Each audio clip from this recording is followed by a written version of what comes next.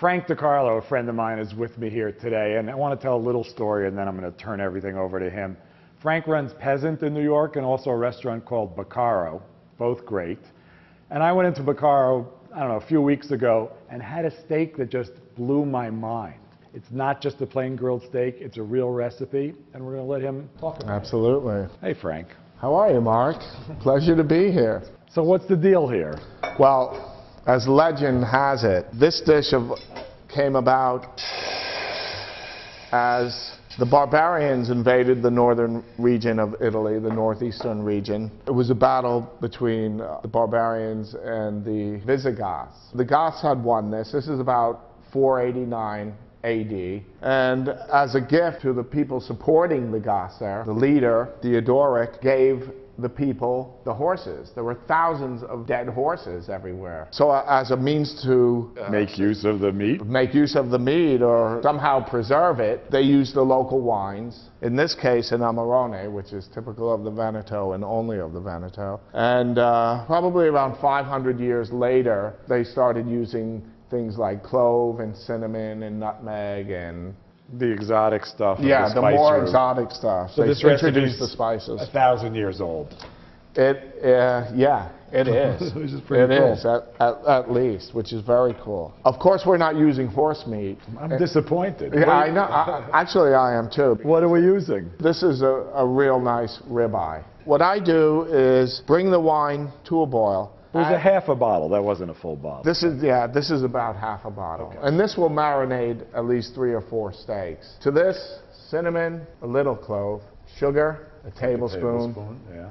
And either orange or whatever you have, a little citrus in here, perhaps a tangerine, and not forgetting the nutmeg. That's the marinade. I don't know, when I tasted this, I could tell that it was, medieval or older because it was so obviously those sweet spices that you don't associate with meat for the most part. Yeah. So that's the marinade. That's it. You'd put this in here.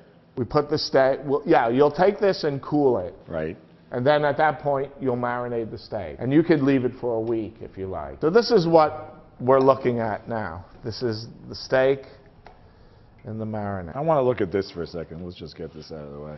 This is the most beautiful pan I've seen in a long time. Thank you very much. Really amazing. This is a great find. I love finding beautiful pans like this. And this is the actual pan that we make this steak with every night in Baccaro. So get it hot. You don't need any really grease. Hot. This pan is at that point. There was no salt and pepper added to this, so we do this at the end. Oh, you can smell it. Just jumps out of there. And what? A minute or 2 per side? Yeah, maybe 2 minutes aside. What color? So this couldn't be any easier. No, it couldn't be any easier. Well, that's why I brought you here, because you promised me that. Yeah, these spices just work so well with the meat. And for red wine, anything? I'm just trying to find a substitute for Amarone if people can't find it or it's too expensive at their local store or whatever. Valpolicella is another wine from the region. Inexpensive. That's perfectly fine. And in Italy right now, they're using the Valpolicella. That's it. It has a nice sear. The light sugar that's in the marinade creates that little caramelization that you see. And you don't finish this, no sauce, nothing, right? No, this steak is done. Take it off then. What are you waiting for? Oh, gorgeous. Do you slice this? We do at the restaurant. Do you let it sit first or you just go? Oh, we let it sit a minute and then slice it. Nope. That's beautiful. That is gorgeous. Wow. Sugar, the acidity of the wine, the cloves, the nutmeg, that is wild stuff.